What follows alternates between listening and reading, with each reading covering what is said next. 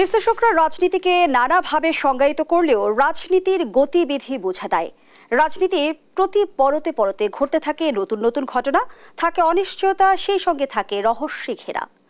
গণঅভ্যুত্থানের পরিবর্তিত প্রেক্ষাপটে বাংলাদেশের রাজনীতি আটকে আছে নির্বাচন ও সংস্কারের জটিল বিতর্কে। সেই সঙ্গে জনমনে প্রশ্ন, পরিবর্তিত পরিস্থিতিতে রাজনৈতিক সংস্কৃতিতে কতটা পরিবর্তন হলো, নাকি রাজনীতি এখনো আটকে আছে রাজনীতির দুষ্ট সংস্কৃতির চক্রে? এসবই আজকের আলোচনায় আনতে চাই। দর্শক, আমি ফাইরুজ জুই, সবাইকে আমন্ত্রণ জানিয়ে শুরু করছি দেশ সন্ধ্যা। রাজনৈতিক সংস্কৃতির দুষ্টচক্র এই শিরোনামে আজকের আলোচনা এগিয়ে নিতে স্টুডিওতে আছেন দুজন সম্মানিত অতিথি। চলুন এই পর্যায়ে পরিচিত হই। আছেন সর্দার সাখাওয়াত হোসেন বকুল, সাবেক সংসদ সদস্য বিএনপি। সে সঙ্গে আরও আছেন মোস্তফা কামাল, উপবার্তা প্রধান, বাংলা ভিশন। দুজনকেই আমন্ত্রণ জানাচ্ছি আজকের আলোচনায়। মোস্তফা কামাল, আপনাকে দিয়ে আলোচনাটা শুরু করি। বলছিলাম যে গণঅভ্যুত্থানের পর আমরা একটা পরিবর্তিত প্রেক্ষাপট দেখছি, সেখানে রাজনীতির সংস্কৃতি নিয়ে কিন্তু জনমনে একটা প্রশ্ন রয়েই গেছে যে এখনো কি আমাদের রাজনীতির সংস্কৃতির কোনো পরিবর্তন হলো, নাকি রাজনীতির সংস্কৃতি এখনো আটকে আছে দুষ্ট চক্রে? ধন্যবাদ আপনাকে। আপনার প্রশ্নের জবাবে প্রথমেই বলবো যে রাজনীতিতে আসলে দুষ্ট নেই। রাজনীতি যারা করেন তারা দুষ্ট হন না বা দুষ্ট হতে পারেন না। আমরা সমালোচনা করি এবং বাংলাদেশে সমালোচনার জন্য একটা উপযুক্ত জায়গা হচ্ছে রাজনীতিবিদ। আমার পাশে যিনি আছেন, বয়সে, অভিজ্ঞতায়, শিক্ষায় পুরনো মানুষ, আমি ওনাকে যা তা সমালোচনা করতে পারি, উনি কিন্তু সহ্য করেন। রাজনীতিবিদদের কম বেশি কিন্তু এই ধৈর্য ক্ষমতা থাকে। সমালোচনা করতে গিয়ে গালমন্দও করি, সেটাও তারা হজম করেন।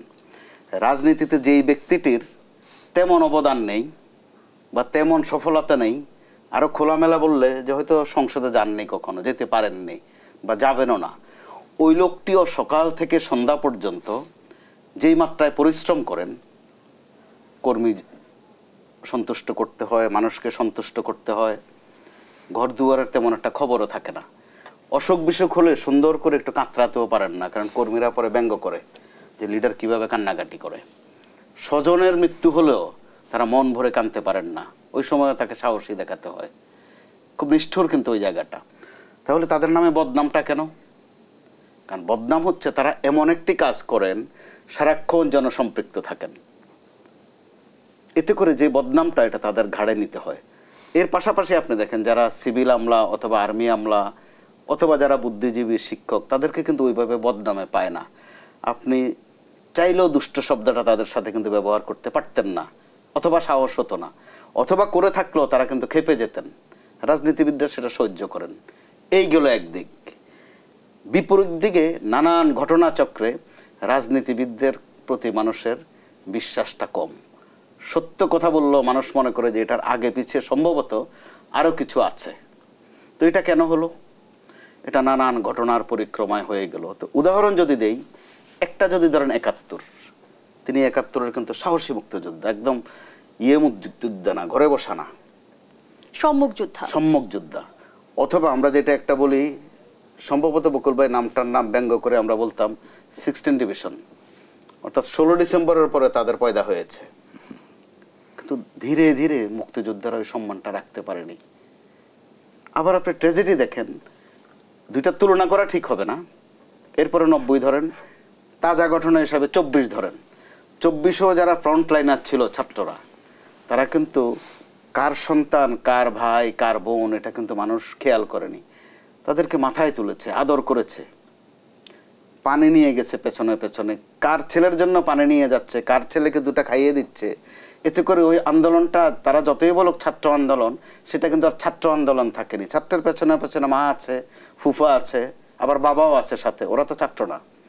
দেখা গেল দুর্ভাগ্যজনকভাবে তারাও কিন্তু এই ইমেজটা ধরে রাখতে পারছে না। মাত্র 7-8 মাসে দেখেন কত বদনাম ছাত্রদের সম্পর্কে। তো সব বদনাম সঠিক আমি তাও বলছি না, কিন্তু তাদের বিরুদ্ধে কিন্তু প্রতিনিয়ত এমন এমন অভিযোগ আসছে যেটা দুঃখজনক তাদের জন্যও, আমাদের জন্য, তাদেরকে যারা সমর্থন দিয়েছে তাদের জন্য। আবার একটা পুরনো বিতর্ক দেখেন নতুন করে এসেছে বিএনপির বিরুদ্ধে। সেটা বলা হচ্ছে যে বিএনপি এখনো রাস্তাঘাটে চাঁদাবাজি করে বা ক্ষমতায় এসে গেছে এটা মনে করে একটা অহমিকা করে। এই অভিযোগটা আবার কাদের থেকে বেশি হচ্ছে? কিন্তু ছাত্রদের কাছ থেকে এবং জামাতে ইসলামী থেকে। তারা এমন মন্তব্য করেছে, এক দল খেয়ে গেছে আর এক দল খেতে আসছে। আবার তারা যখন জবাব দেয় বিএনপি, তখন দেখবেন ছাত্রদের দিকে আঙ্গুলটা যায়। যে ছাত্ররা কোন অফিসে গিয়েছে, কত চাঁদাবাজি করেছে, আগে কোন মেসে থাকতো, এখন কোন গাড়িতে চড়ে। এগুলো কিন্তু সবার জন্য অত্যন্ত দুর্ভাগ্যের বিষয়, যে কারণে আপনি এই দুষ্টামিটাকে মেন করতে গিয়ে হয়তো দুষ্ট শব্দটাই ব্যবহার করে ফেলেছেন। ধন্যবাদ জানাচ্ছি মোস্তফা কামাল। সর্দার সাখাওয়াত হোসেন বকুল, আমরা ১.৫ দশকের শাসনামল যদি তুলে ধরি শেখ হাসিনার, আমরা শাসন বলবো না অপশাসন বলবো সেটি নিয়ে একটা বিতর্ক আছে। সেই সঙ্গে বর্তমান সময়ে আমরা রাজনীতি নাকি অপরাজনীতি, এই বিষয়টিও আসলে ক্লিয়ার হওয়া দরকার। যেমনটি আসলে মোস্তফা কামাল বলছিল যে রাজনীতি মানে অনেকে ধারণা করে নিয়েছে দখলদারি থাকবে, আধিপত্য বিস্তার থাকবে, চাঁদাবাজি থাকবে, কিন্তু সেটি কি রাজনীতি নাকি অপরাজনীতি? ব্যাখ্যাটা আপনার কাছ থেকে বুঝতে চাই। ধন্যবাদ আপনাকে। শেখ হাসিনার ফ্যাসিস্ট স্বৈরাচারিণী শেখ হাসিনার 15 বছরের শাসন না অপশাসন জানতে চেয়েছে। শাসনের ভিতরে অপশাসন, অবৈধ শাসনের ভিতরে একটা অপশাসন, রাজনীতির ভিতরে দুষ্ট রাজনীতির সংস্কার, সবকিছু আপনার কথার যে অ্যাডজেক্টিভগুলি আপনি পুট করতে যাচ্ছেন এগুলিকে অস্বীকার করার কোনো উপায় নেই। But at the end of the day আপনাকে স্বীকার করতে হবে there must be politicians to role play in the country, to run the state. এর বাইরে কিন্তু যাওয়ার কথা নেই, কারণ no state of the world can be administered without the politicians. কেউ মানে আপনাকে রিকগনিশন দিবে না, কেউ এটাকে বাহবা দিবে না। We need a political team, we need a community belong to a political party to run a state, two run the people, to serve the people, to serve the administration, to serve everything of the nation. এটা আর কেউ কিন্তু alternative হতে পারবে না। দুষ্ট চক্র পলিটিশিয়ানদের পায় আমরা we can criticize. A street beggar is never criticized, তার তো কোনো কর্মই নেই, and he is never criticized. But the politicians who works for the nation, they will be criticized, and যেটা মুস্তাফা বলেছে, they have to bear the criticism. The politicians who can listen the criticism, they can be the successful politicians. মানে আপনি দেখেন না, ওবামাকেই বেশর ছেলে বলে গালি দিয়েছিল, but he consumed it. We have to consume. আমাদেরকে সেই নেচার থাকতে হবে, সেই চামড়া ওইভাবে আমাদের শক্ত থাকতে হবে, মোটা থাকতে হবে ধারণ করা, ক্রিটিসিজম শুনতে হবে, অ্যাকাউন্টেবিলিটিকে আমাদের ধারণ করতে হবে। We are accountable to the people. সেই পিপল আমাদের ক্রিটিসিজম করবে, ক্রিটিসাইজ করবে, ওই ক্রিটিসিজম থেকে আমাদেরকে অপসংস্কৃতির যে ক্রিটিসিজম হবে ওইটা থেকে আমাদেরকে শুদ্ধাচার পলিটিক্সে আমাদের আসতে হবে দেশটা চালানোর জন্য। হয়তো আছে পলিটিক্সে দুষ্টুরি আছে, সব যে খারাপ তা না। ভালো ধরেন আমাদের দলের কথা যেটা মুস্তফা সাহেব বলেছে, বিএনপির বিরুদ্ধে বলে চাঁদাবাজ দখলবাজ আছে। মোর দেন 2000 মানে যারা দায়ী responsible workers or activists of the party have been suspended from the party. Tarique Rahman সাহেব 2000-এর উপর আমাদের দল থেকে বহিষ্কার করেছে। কিন্তু তৃণমূলকে নিয়ন্ত্রণ করা যাচ্ছে?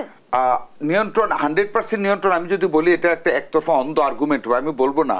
বাট একটা এত বড় একটা রাজনৈতিক দল, আপনাকে এটাও দেখতে হবে, in each and every home state there is a member of BNP. এতগুলি মানুষকে এই 6 মাসে কন্ট্রোল করে নিয়ে আসা আমাদের তারেক রহমান বলি এতটুকুন সম্ভব হয়েছে। যেমন আমি একটা কনস্টিটুয়েন্সি রিপ্রেজেন্ট করে, there is nothing like that. আমি মানে সরব গলায় বলতে পারবো হচ্ছে না, অনেক জায়গায় হচ্ছে না, বাট কিছু কিছু খারাপ লোককে দমন করা যাচ্ছে না, বহিষ্কার করা হচ্ছে। এখানে আমি যদি পাল্টা একটা প্রশ্ন করি, is it only the responsibility of mister Tarique Rahman to control all of this thing? Where is the government? Tarique Rahman তো 2000 উপরে বহিষ্কার করেছে, আমাদেরকে থ্রেট দিচ্ছেন। এই যে আবার আমাদের মিটিং, এইগুলি নিয়ে আমাদেরকে থ্রেট দেওয়া হচ্ছে, বহিষ্কার করে দিবে, আমাদের দল থেকে এক করবে, আর কোনোদিন আসতে পারো না। বাট গভর্নমেন্ট কোথায়? এই যে চাঁদাবাজি যারা করে, খুব বলতেছে বিএনপি করে, ধরে না, দুই একটা ধরতে পারে না গভর্নমেন্ট। কিন্তু এনসিপি তো অভিযোগ করছে যে প্রশাসন এখন বিএনপির পক্ষ হয়ে কাজ করছে। আমি বলবো যে প্রশাসন জামাতের পক্ষ হয়ে কাজ করতেছে, আমি বলবো ছাত্রদের পক্ষ হয়ে কাজ করতেছে। প্রশাসন আমাদের পক্ষ হয়ে কাজ করতে, তারা আইডেন্টিফাই, তারা এত কিছু পারে, মব করতে পারে, তারা বলুন না কেন যে এই জায়গায় যে বিএনপির সাখাওয়াত হোসেন বকুল এই চাঁদাবাজিটা করছে, অ্যারেস্ট হিম। সেখানে যদি প্রশাসন বলে সে বিএনপির ধরতে পারবো না, in that case you can make the administration liable for that work. But ওরা এটা বেগ কথা বললে তো রাষ্ট্র চলবে না, ওই অপরাজনীতি হবে। আমি ব্লেম গেম, ঠিক না? আমি আপনাকে ধরবো, আপনি আমাকে ধরবেন, that cannot be the solution for the nation. আপনাকে পয়েন্ট আউট করতে হবে এবং প্রশাসনকে কাজ করতে হবে। আপনি বলেন এই গভর্নমেন্ট আসার পরে are they working? Where is the police? সেনাবাহিনীকে ম্যাজিস্ট্রেসি পাওয়ার দেওয়া হয়েছে। আমরা জানি আমাদের টাইগাররা ম্যাজিস্ট্রেসি পাওয়ার পরে what they can do and what they can not do, they are sitting idle in the barrack, in their camp. Magistracy power পরে they are not working. এখানে একটা রহস্য আছে, what is the reason behind it? Government দেখছে না কেন? ইউনূস সাহেব ওনার অ্যাডভাইজাররা কি করেন? পুলিশ কেন রাত্রে পাহারা দিচ্ছেন না? ওনা বলতেছেন যে ঈদের সময় আমরা অনেক ভালো ছিলাম, yes we are in nice position. Why? আমরা কিন্তু দেশটা যখন এই ফ্যাসিস্টের বিদায়ের পরে 3 দিন কিন্তু without any government, without any police, আমরা কিন্তু দেশটা ভালো রেখেছি। উই দ্য পিপল, আমরা বাংলাদেশের মানুষ কিন্তু ভালো। এই ঈদও আমরাই দেখেছি, আমরা জানি আমাদের শাসক নাই, কাজে আমরা দেশটাকে ভালো রেখেছি। অ্যান্ড গভর্নমেন্ট চাঁদাবাজদের ধরবে না, সন্ত্রাসীদের ধরবে না। এই যে একটা ইউনিভার্সিটি স্টুডেন্টকে মেরে ফেললো, 48 আওয়ার্স টাইম নিল কেন বের করতে? সিসিটিভি ফুটেজ আছে। হ্যাঁ, ছাত্রদল বলতেছে যে ওই বৈষম্য বিরোধী ছাত্র আন্দোলনের 2 জন নেতা ছিল, ওরা বলতেছে না আমরা ছিলাম না। এই যে কন্ট্রোভার্সি ক্রিয়েট হলো, ব্লেম গেম শুরু হলো, একটা ছাত্র মারা গেল, আমাদের গভর্নমেন্টের তো দায়িত্ব ছিল সাথে সাথে মানে সিসিটিভি ক্যামেরা দেখো, কই they did not see it? That is their failure. প্রত্যেকটা জায়গায় গভর্নমেন্ট এগুলি টাইম নিচ্ছে, গভর্নমেন্ট এই লং টাইম নেওয়াতে প্রত্যেকটা জায়গায় আমাদের ললেসনেস হচ্ছে, ব্যর্থ হচ্ছে।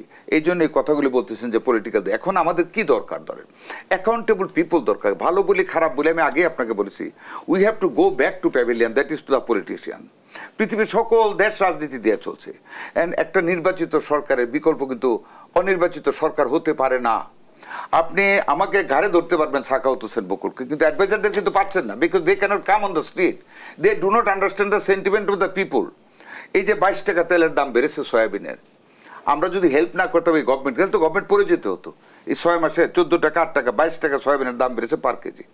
এটা যদি পলিটিশিয়ানরা করতাম, আমরা 10 বার চিন্তা করতাম যে we are going to heart the people, poor people, those who will consume this soybean.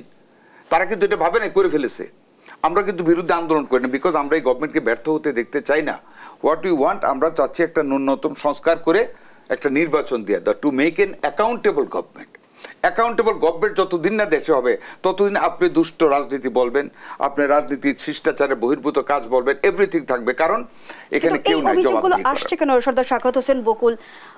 রাজনৈতিক দলগুলোর প্রতি জনগণের কি কোনোভাবে অনাস্থা তৈরি হয়েছে? আস্থার সংকটের পেছনে কি কারণ থাকতে পারে? সেই আলোচনায় ফিরতে চাই। একটা বিরতির সময় হয়েছে, বিরতি নিয়ে ফিরে এসে আমি আপনার কাছেই ফিরবো। দর্শক, দেশ সন্ধ্যার এই প্রজেক্টে বিরতি নিচ্ছে, সাথেই থাকুন।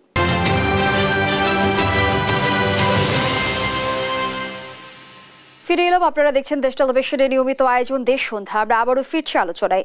সর্দার সাখাওয়াত হোসেন বকুল জি, আলোচনায় আমরা ছিলাম বারবার কেন আসলে রাজনীতির সংস্কৃতিকে কাঠগড়ায় দাঁড় করাতে হয়। কারণ আমরা যদি আমাদের রাজনীতির সঠিক ধারা অনুসরণ করতো, তাহলে কেন আমাদের 90-এর গণঅভ্যুত্থান দেখতে হয়েছিল, কেন আমাদের 24-এর গণঅভ্যুত্থান দেখতে হলো? আপনি বলছিলেন দিন শেষে আসলে রাজনৈতিক দল, নির্বাচিত রাজনৈতিক দলই আসলে দেশ চালাবে, সেটি যেমন সত্য, কিন্তু সেই রাজনৈতিক দল কিংবা রাজনীতির প্রতি জনগণের কতটা আস্থা রয়েছে? ধন্যবাদ আপনাকে। আপনি প্রশ্ন যেখানে শেষ করেছিলেন বিরতির আগে, রাজনৈতিক দলের প্রতি কি অনাস্থা সৃষ্টি হয়েছে, আপনি এটা বলেছেন। আসলে এখানে ষড়যন্ত্র, হিয়ার ইজ দ্য কনস্পিরেসি। রাজনৈতিক দলের প্রতি যদি অনাস্থাই সৃষ্টি হয়ে যায়, অনাস্থা মিনস নো কনফিডেন্স, নাই আর রাজনীতিবিদরা, who will run the country? ওইটাই বলেছি, we have to come back to the politician. রাজনীতিবিদ ছাড়া কোনোদিন দেশ চলবে না। ভালো রাজনীতিবিদদের দিয়েই আলটিমেটলি দেশ চালাতে হবে।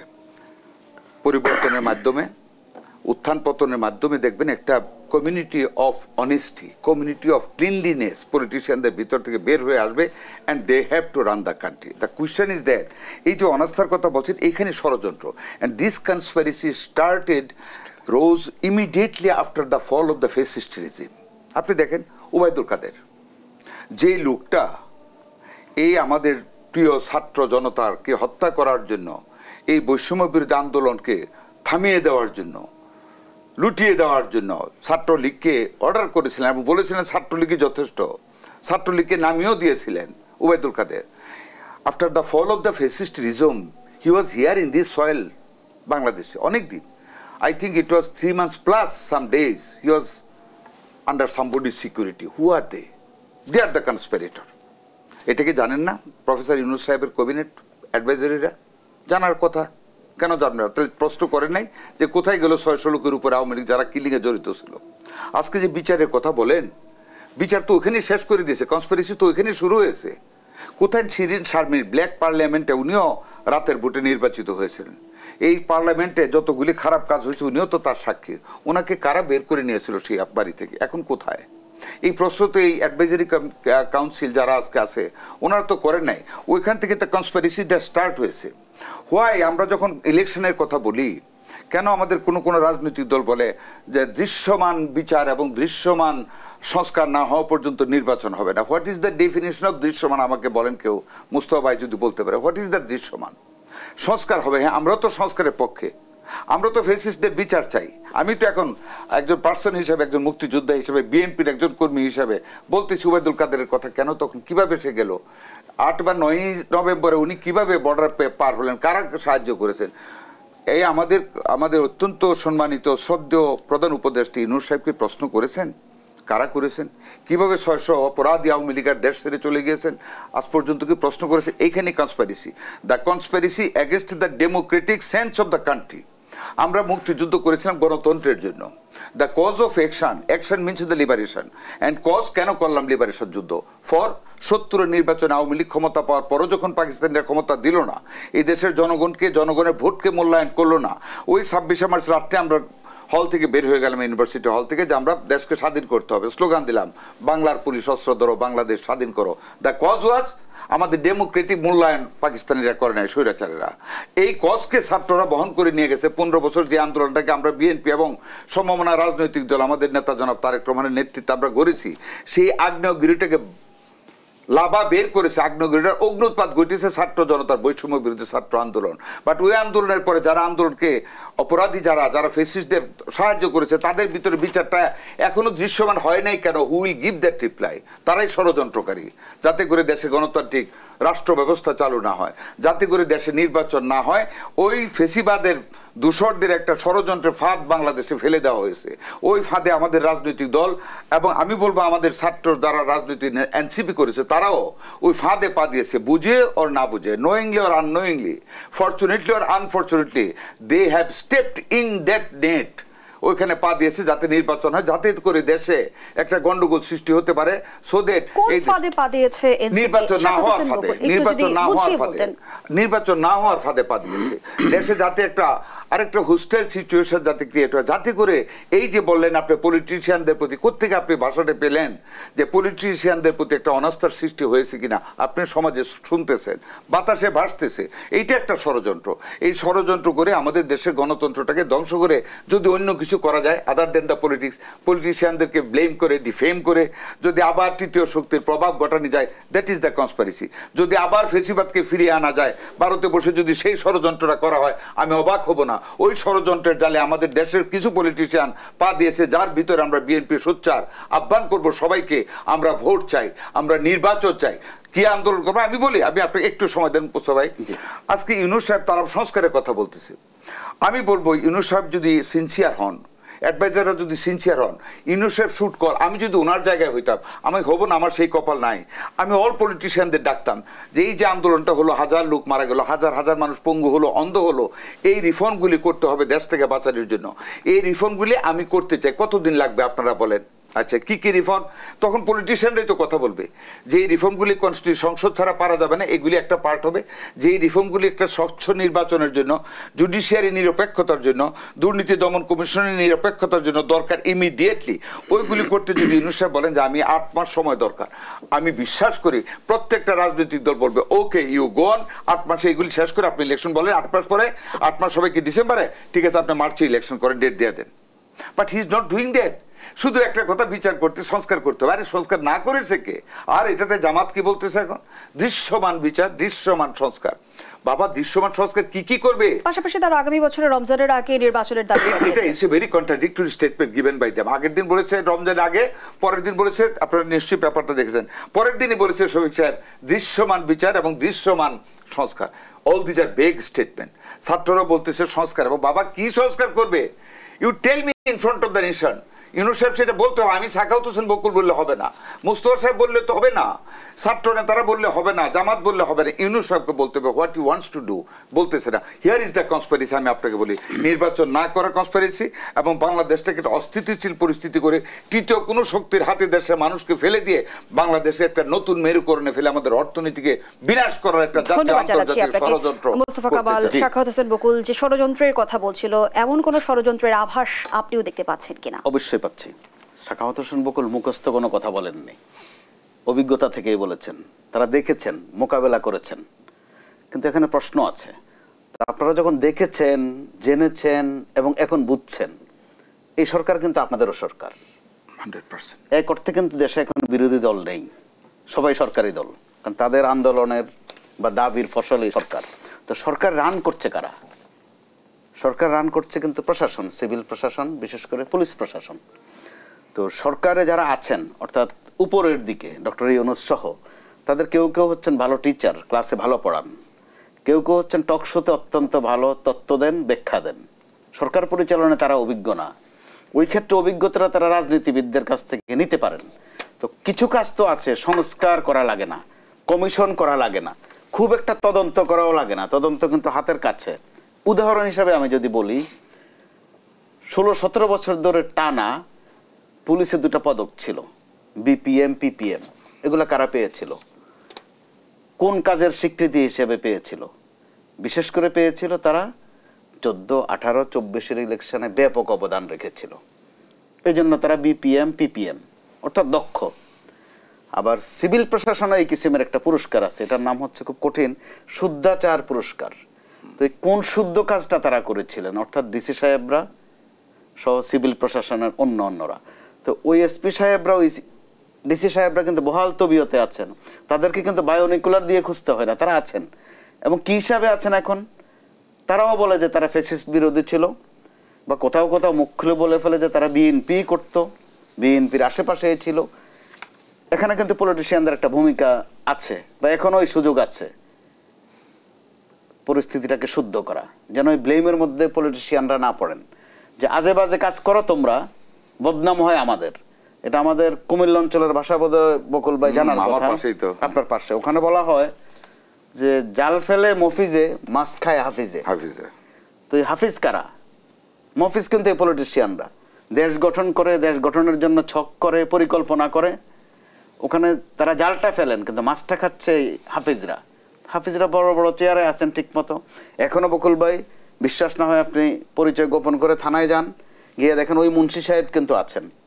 থানা পর্যায়ে তাদেরকে বলা হয় মুন্সি।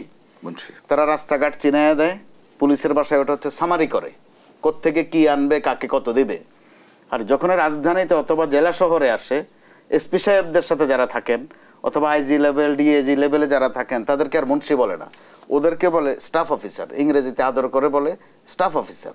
ওই স্টাফ অফিসাররা কিন্তু সবাই রাখেন যে ও পদঘাট ভালো চেনে, আয় রোজগারটা ভালো করে দিতে পারে, অর্থাৎ সামারি ভালো করতে পারে। তো রাজনীতিবিদরা, বিশেষ করে আপনারা কিন্তু এইগুলো অন্তত দেখিয়ে দিতে পারেন, যে কারণে আমি বলছি এটার জন্য কোনো সংস্কার প্রস্তাব লাগে না। আর যেটা বলছেন আপনি তৃতীয় শক্তি, তৃতীয় শক্তি যদি আমরা নাও দেখে থাকি, তৃতীয় ক্রিয়াকর্ম কিন্তু আমরা দেখছি। ক্রিয়া থেকেই কর্ম হয়, কর্ম থেকে লিডার হয়। জি, ওখানে আমরা সেকেন্ড রিপাবলিক শব্দ একটা শুনছি, শুনতে খুব ভালো লাগে। শুনছি গণপরিষদ, শুনছি বন্দোবস্ত, ভালো ভালো শব্দ, কিন্তু এগুলো মাঝপথে এনে আপনি কিন্তু সংস্কারকেও বাধাগ্রস্ত করছেন, নির্বাচনকেও বাধাগ্রস্ত করছেন। দিন শেষে একটা নির্বাচন দরকার, নানান কারণেই দরকার।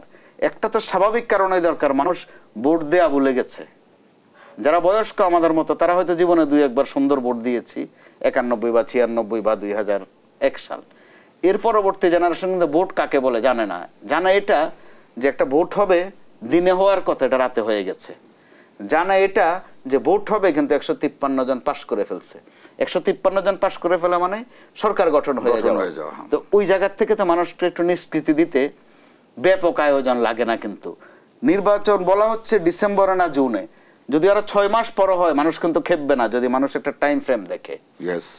মানুষ যদি একটা টাইম ফ্রেম যদি দেখে যে একটা সুন্দর নির্বাচন হবে, মানুষটা ভোট দেওয়ার জন্য উন্মুখ হয়ে আছে। কেন আছে? যে এখানে একটা সংস্কৃতি ছিল এক সময় বাংলাদেশে, শুধু জাতীয় সংসদ নির্বাচনে না, স্থানীয় নির্বাচনে, সংসদ নির্বাচনে সংস্কার আর নির্বাচনকে মুখোমুখি দাঁড় করানো হচ্ছে। ফিরতে চাই মোস্তফা কামাল, কি কারণে, পেছনে কি কারণ থাকতে পারে? আবারও বিরতির সময় হয়েছে। দর্শক, দেশ সন্ধ্যার এই পর্যায়ে আবারও বিরতিতে যাচ্ছি, সাথেই থাকুন। ফিরে এলাম, দেখছেন দেশ সন্ধ্যা। আমরা আবারও ফিরছি আলোচনায়। মোস্তফা কামাল, যে আলোচনায় আমরা ছিলাম, সংস্কার ও নির্বাচনকে কেন মুখোমুখি করা হচ্ছে, আপনি বলছিলেন যে এর পেছনে ষড়যন্ত্র আছে। কি কারণ? যেই যন্ত্রই থাকুক, 6 যন্ত্র থাকুক আর 2-1টা যন্ত্র থাকুক, একটা উদ্দেশ্য আছে, এটা পরিষ্কার। 6টা যন্ত্র একসাথে হলে বাংলা ব্যাকরণে আমরা বলি যে ষড়যন্ত্র, একটা দুষ্টামি আছে, আমি এই কথাটা বলবো। সংস্কার আর নির্বাচন মোটেই সাংঘর্ষিক নয়, বা একটা বাদ দিয়ে আরেকটা নয়, অথবা একটা আরেকটার বিকল্পও নয়। এগুলো সমান্তরালে চলতে পারে, কিন্তু আমরা কিন্তু জটিল করে ফেলছি বিষয়টাকে। এই জটিলতার মধ্য দিয়ে অতিকথন আসছে, বাড়তি কথা। বাড়তি কথায় গত কয়েকদিন আপনি একটা দেখেন, নতুন উপাদান যোগ হয়েছে যে 10টা বছর না হোক, অন্তত 5টা বছর ডক্টর ইউনূস সরকারে থাকুক। দেখেন কিসের থেকে আমরা কোথায় চলে যাচ্ছি। সামাজিক যোগাযোগ মাধ্যম থেকে শুরু করে আমরা এই আলোচনাটা কিন্তু পর্যন্ত বলেননি যে তিনি আরো থাকতে চান, বরং বরাবরে ওনার বক্তব্য হচ্ছে তিনি তার কাজে ফেরত যেতে চান। কিন্তু মাঝে দিয়ে একটা হাইপ তুলে ফেলা হলো যে ওনাকে আরো 5 বছর রেখে দেন। এগুলো কিন্তু বুঝে হোক আর না বুঝে হোক সংস্কারের পথেও বাধা, নির্বাচনের পথে বাধা, সামগ্রিকভাবে গণতন্ত্রের জন্যও বাধা। তো এই বাড়তি কথার মধ্যে আবার যোগ করতে হয়। রাজনীতিবিদদেরকে প্রশ্ন করলে তারা কিন্তু এড়ান না, একটা জবাব দেন। এই জবাব দিতে গিয়ে আবার যেটা বলেন ওখান থেকে একটা খুঁত বের করা হয়। একজন উপদেষ্টা বলেই ফেললেন, তিনি সাবলীল সাধারণ মানুষ, সহজ সরল প্রকৃতির মানুষ, অর্থাৎ আমি স্বরাষ্ট্র উপদেষ্টার কথা বলছি। তিনি বলে ফেললেন তিনি সিলেটের দিকে কোথায় যাচ্ছিলেন, গাড়ির পাশে শুধু শুনেছেন, ওনাকে সবাই বলে যে আপনারা আরো 5 বছর থাকেন। তখন সরল কথাবার্তা বটে, কিন্তু রাজনীতিবিদের জন্য তো এগুলো আঘাত দেয়। বিশেষ করে বিএনপির মতো বড় রাজনৈতিক দল, এগুলোর মধ্যে তারা যে ষড়যন্ত্রের কথা বলে, ওই ষড়যন্ত্রের একটা ছায়া দেখে। নির্বাচিত নাকি অনির্বাচিত সেটা নিয়েও একটা আরেকজন উপদেষ্টা বলেই ফেললেন যে আমাদেরকে অনির্বাচিত বলা ঠিক হবে না, আমরা নির্বাচিত। 5 আগস্টে নাকি তারা নির্বাচিত হয়ে গেছেন। তো এর মধ্য দিয়ে যখন কথা আসবে তাহলে সরকারে থাকার দরকার নেই, সরকারের বোধ একটা ঝামেলার জিনিস। উদাহরণ কি, যে 5, 6, 7 এই 3 দিন দেশে সরকারে ছিল না, কিন্তু কোথাও কোনো গন্ডগোল হয় নাই, অথবা আশঙ্কা ছিল। কিন্তু দায়িত্বশীল জায়গা থেকে এমন ধরনের বক্তব্য আসলে সংকটকে উস্কে দেয় কিনা? অবশ্যই উস্কে দেয়। আর দায়িত্বশীল জায়গাগুলো সম্ভবত হয়ে থাকতে পারে, আমার ভুল হয়ে থাকতে পারে, বিশ্লেষণ বা অবজারভেশনে বলি, তারা এই ধরনের চেয়ারে বসেননি। এইসব চেয়ারের কিন্তু একটা গরম আছে, সম্ভবত এই গরম তারা হজম করতে পারেন না। ওই ক্ষেত্রে তাদের সংযমী হওয়ার কিন্তু যথেষ্ট প্রয়োজন আছে। একটু শেষ করে দেই, গণমানুষের মধ্যে কিন্তু ছোট্ট ছোট্ট করে সংস্কার চলে এসেছে। আপনার এই অনুষ্ঠানেও সংস্কার এসেছে। বকুল ভাই আর আমরা 2 জন আছি, আমার সব কথা তিনি পছন্দ করছেন তা কিন্তু নয়, ওনার সব কথা আমার পছন্দ হচ্ছে না। কিন্তু কোন আক্রমণাত্মক কথা দেখেছেন আমাদের 2 জনের কারো মধ্যে? আপনি 8-9 মাস আগের আপনার এই টেবিলের চিত্র ভাবেন, শুধু মারামারিটা বাকি থাকতো। তো ওটা তো একটা সংস্কার। তো এই সুযোগটা সরকার নিতে পারে, মানুষকে যদি সত্যিকারের সংস্কার চায়। সংস্কার না করে কোনো নির্বাচনে ভালো ফল পাওয়া যাবে না, এমনটি বলেছেন স্থানীয় সরকার সংস্কার কমিশনের প্রধান তোফেল আহমেদ। যেমনটা আসলে মোস্তফা কামাল বলছিল যে সংস্কার এবং নির্বাচনকে মুখোমুখি দাঁড় করানো হয়েছে বিগত সময় আমরা দেখেছি, এবং এক ধরনের বিভ্রান্তি ছিল যে বিএনপি তো শুধু নির্বাচন করছে, বিএনপি আদৌ সংস্কার চাইছে কি? এটা যারা বলেছে তারা কিন্তু এই পলিটিক্যাল ইয়ারটাকে পলিউটেড করতে চাচ্ছে। তারাই একটা ষড়যন্ত্রের খেলার মধ্যে পড়ে প্রথম থেকে। তারা ষড়যন্ত্রকারী কথাটা আমি এখন পর্যন্ত অ্যাট দিস পয়েন্ট বলবো না, বাট তারা একটা ষড়যন্ত্রে পা দিয়ে এই কথাগুলি বলতেছে। বিএনপি কখনো were not against the reforms. অনেক দিন আগে আমাদের স্থায়ী কমিটির সদস্য সালাউদ্দিন সাহেবের যতগুলি কমিশন থেকে সংস্কার প্রস্তাব সাবমিট করা হয়েছে, ক্যাটেগরিগুলি প্রত্যেকটা কমিশনের সংস্কার প্রস্তাব নেওয়া 90% সংস্কার প্রস্তাবে আমরা আমাদের দলের পক্ষ থেকে বলেছে উই আর এগ্রিড। এবং আজকে তৃতীয় দিনের মতো আমরা দেখলাম যে সংলাপ হয়েছে, কিছু বলেছে এডিশন করেছে আর কিছু বলেছে আমরা দ্বিমত পোষণ করি। আজকেও আরেকটা 3য় দফায় মিটিং হয়েছে এবং আমরা সংস্কার চাই, but what we have added, আমরা নির্বাচনটাকে মুখ্য রাখতেছি। তার রিজন কি? এই নির্বাচন গণতান্ত্রিক প্র্যাকটিসটা আমাদের 30 লক্ষ শহীদের বিনিময়ে, রক্তের বিনিময়ে, আমার 2 লক্ষাধিক পাশবিক নির্যাতনের যারা শিকার হয়েছিল, আমার মা বোনের ইজ্জতের বিনিময়ে অর্জিত 71 আমার গণতান্ত্রিক অধিকার। We want democracy. আমরা আমাদের ভোটের অধিকারের মাধ্যমে আমাদের প্রতিনিধি নির্বাচন করতে চাই টু রান দ্য স্টেট। এই যে আজকে দেখেন দেশে কথা হচ্ছে, কি হচ্ছে? গণভোট, গণপরিষদ হয় কি, কোন গ্রাউন্ডে?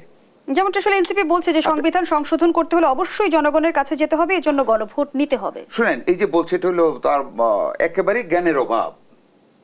ওনারা এই বিপ্লবের ফ্যাসিস্টদের বিদায়ের পরে যে গভর্নমেন্টটা এখন হয়েছে, they took oath under a constitution. তারা কিন্তু বিপ্লবী সরকার না, তারা অন্তর্বর্তী সরকার। হ্যাঁ, who took the oath under this constitution to the president of the republic. নাকি এই গভর্নমেন্টের এই সংবিধানের অধীনে শপথ নিয়েছে। এই সংবিধান বলেছে সংস্কার যেগুলি দরকার সংবিধান সম্মত, যেগুলি করতে হবে সংসদে করতে হবে। সংসদে করতে পারে। সেই সংসদ নির্বাচন করবে কারা? জনগণ, 300 আসন। এখন এই আর কি কি সংস্কার হবে যেটা নাকি সংসদের বাইরে করা যাবে না, সেটা সংসদের পরে হবে। দা গভর্নমেন্ট কোন কাজটা করতে পারে? গভর্নমেন্ট বলতে পারে যে এই সংস্কারগুলি এক্ষুনি আমরা উইদাউট দ্য সংসদ, উইদাউট দ্য কনস্টিটিউশনাল মানে প্রভিশন আমরা এগুলিকে করতে পারি এখনই, আইনের মাধ্যমে বা ধারার মাধ্যমে, হ্যাঁ, অর্ডিন্যান্সের মাধ্যমে সিম্পল আমরা করতে পারি। এই সংস্কারগুলি করুক। আর এই সংস্কারগুলি সংসদ নির্বাচন হওয়ার পরে হতে হবে। 90-তে নিশ্চয়ই আপনার খেয়াল আছে 3 জোটের রূপরেখা অনুযায়ী মুস্তফা ভাই, তখন ছিল প্রেসিডেন্সিয়াল ফর্ম অফ গভর্নমেন্ট। সেইখান থেকে রাষ্ট্রপতি শাসিত সরকারে সংসদীয় গণতন্ত্রে যাওয়ার জন্য 3 দলের রূপরেখা থেকে একটা সাইন করা হয়েছিল। এবং শাহাবুদ্দিন সাহেব বলেছিলেন আমাদের ইলেকশনের পরে 91-এ যে though this has no legal values but here is a moral values of this consensus. সংসদীয় গণতন্ত্র আপনাকে করতে হবে বেগম খালেদা জিয়া। আমরা সংসদীয় কমিটি মিটিংয়ে সেইটাকে মোরাল ভ্যালুজকে আমরা মূল্যায়ন করে ওই এমওএ অনুযায়ী আমরা সংবিধান সংশোধন করে আমরা পার্লামেন্টারি ডেমোক্রেসিতে গেছি। ঠিক একইভাবে এইবার ইলেকশনের পরে যারা ক্ষমতায় যাবে তারা যেই রিফর্মগুলি আরও বর্তমান সরকার এবং অল দ্য পলিটিক্যাল পার্টিজ এক টেবিলে বসে যেই সংস্কারগুলি এগ্রিমেন্ট হবে, যেগুলি করতে হবে পরবর্তী সরকার করবে। এটার জন্য এখন গণভোট, গণপরিষদ, referendum, this are the conspiracy. যাতে করে দেশে একটা নির্বাচন না হয়, যাতে করে ডেমোক্রেটিক গভর্নমেন্ট না আসে, যাতে করে পলিটিশিয়ানদের, যেটা আপনি বলছেন নির্বাচন এবং সংস্কারকে মুখোমুখি করাটাই একটা ষড়যন্ত্র। সংস্কার is a side, election is another side. ঠিক আছে, যদি 8 মাস লাগে, যে কথাটা একটু আগে মুস্তফা ভাই বলেছেন, আমাদের ডক্টর প্রিয় ইউনূস সাহেব উনি একটা মিটিংয়ে বসে অল পার্টিকে নিয়ে বলুক যে আমার এই 8 মাস সময়ের দরকার, এই রিফর্মগুলি করবো, আপনারা কি এই রিফর্ম এগ্রি করেন? অবশ্যই সকল রাজনৈতিক দল একমত হয়ে যেটুকু এগ্রি করা বলবে যে হ্যাঁ আমরা এগ্রি করি, আপনি 8 মাস সময় নেন, okay, then you come in front of the nation এবং একটা ডেট সারেন নির্বাচনের, যে এই ডেটে ইলেকশন হবে, এই ডেটে নমিনেশন হবে, এর মধ্যে আমি রিফর্মস করবো। এখন তো আমরা অন্ধকারে আছি, সারা গর্জনে ষড়যন্ত্র দেখতেছি। ইলেকশনের কথা হইলে একবার বলে গণপরিষদ, একবার বলে গণভোট, একবার বলে রেফারেন্ডাম। What is this? কিন্তু সরকারের তরফ থেকে সম্ভাব্য যে 2টি নির্বাচনের সময়সীমা উল্লেখ করা হয়েছে, বিএনপি কেন আস্থা রাখতে পারছে না? না, কিভাবে আমরা আস্থা রাখবো? এই যে বলে একটা রাজনৈতিক দল বলতেছে দৃশ্যমান বিচার, দৃশ্যমান সংস্কার, হোয়াট ইজ দ্যাট? এটা তো ইউনূস সাহেবকে তার অ্যাডভাইজারি কমিটি, রাজনৈতিক দল তো নিশ্চয়ই সরকার নয়। রাজনৈতিক দল সরকার নয়, বা রাজনৈতিক দল গাইড করতেছে তো সরকারকে। এই সরকার তো দেশের জন্য নিশ্চিত সরকার না যে চিরদিন থাকবে। This is not elected. আমাদের দেশ তো ইলেক্টেড গভর্নমেন্ট হইতে হবে। উই আর নট মানে সেপারেট ফ্রম দ্য ওয়ার্ল্ড। এটা একটা বিচ্ছিন্ন কান্ট্রি না। আমাদেরকে তো একটা গতি ধারার ভিতরে যেতে হবে। সমুদ্রের স্রোত যেদিকে যাচ্ছে, সারা পৃথিবীর গণতান্ত্রিক রাষ্ট্র ব্যবস্থার ভিতরে চলছে। We cannot go behind it. আমরা তো এটাকে ফেলে দিতে পারি না। আর আমাদের রক্তের চেতনা, 71-এর চেতনা আমাদের গণতন্ত্র, সেই গণতন্ত্রকে আমরা পদদলিত করতে পারি না। গণতান্ত্রিক মূল্যবোধকে সমুন্নত রেখে আমরা আমাদেরকে সংসদ নির্বাচনের দিকে আমাদেরকে এগোতে হবে। আর কোনো ব্যত্যয় হতে পারে না। সংসদ নির্বাচনের ডেট সরকারকে দিতে হবে। সকল ষড়যন্ত্রের জালকে ছিঁড়ে সংসদ নির্বাচনের তারিখ দিতে হবে। সম্ভাব্য সংস্কারগুলি করতে কতদিন লাগবে এই উপদেষ্টা পরিষদকে ইউনূস সাহেব সহ ওনাদেরকে বলতে হবে। নতুবা দেশে কিন্তু শান্তি বিরাজ করবে না। নতুবা দেশে আমি যেটা বলেছি আগেও, তৃতীয় শক্তির গন্ধ পাচ্ছি, যারা দেশটাকে আমাদের একটা টার্বিউলেন্সের ভিতরে ফেলে একটা অন্যরকম স্বাদ গ্রহণ করতে চাচ্ছে, আমাদেরকে বিশ্বর দরবারে হেয় করতে চাচ্ছে। অনেক ষড়যন্ত্র আমাদের দেশের বিরুদ্ধে প্রতিবেশী রাষ্ট্র থেকে, ফেসিস্টদের হাত থেকে হচ্ছে। এগুলি সজাগ থাকতে হবে। ইউনূস সাহেব আমাদের রোডম্যাপের মধ্য দিয়ে কি সকল ষড়যন্ত্রের অবসান হবে বলে মনে করেন? আমি মনে করি যখন পিপলস তার রিপ্রেজেন্টেটিভকে ইলেক্ট করবে, when there is a sovereign parliament, সেখানে অনেক কিছু আসবে। Parliament is a big power for a democratic state. আপনাকে বুঝতে হবে, ইটস এ বিগ পাওয়ার। আপনি আমাকে চোর বলেন আর ডাকাত বলেন, when there will be a constituted parliament elected by the peoples of this republic, it will be very powerful for the nation. ওইটাই মুক্ত করতে পারে। মধ্যে চোর থাকতে পারে, চোরের বিচার হবে। আপনি বলবেন, ওনারা বলবেন। আগের মতো কিন্তু দেশটা চলবে না। আমরা পলিটিশিয়ানরা খারাপ করতে পারবো না, আমাদেরকে ধরবে মানুষ। আমাদের আয়োজনের একেবারে শেষ পর্যায়ে শেষ করছি দেশসুধার আজকের আয়োজন। ধন্যবাদ এতক্ষণ আমাদের সাথে থাকার জন্য।